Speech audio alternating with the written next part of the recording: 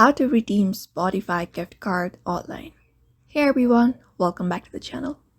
In today's video, we are going to show you how to redeem your Spotify gift card online. So let's just get started.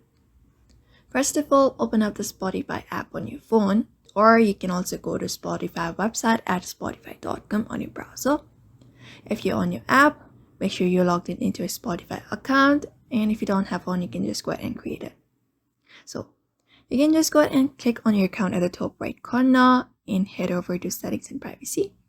And here on your app, you can just go ahead and scroll down until you see an option called redeem or redeem a gift card. Otherwise, you can directly head over to spotify.com/redeem and then you'll be taken to the space right here. So under here, you just need to scratch off the PIN code on the back of your physical card or use the code you received in your email. You can just enter up the code right here in the box of the redemption base. And after entering the code, click on continue and redeem it. And then the value of the gift card will be added to your Spotify account. And you can use it for a premium subscription or whatever else you need. And you'll see a confirmation message once the gift card has been successfully redeemed. And that's it. That is how you successfully redeem your Spotify gift card online.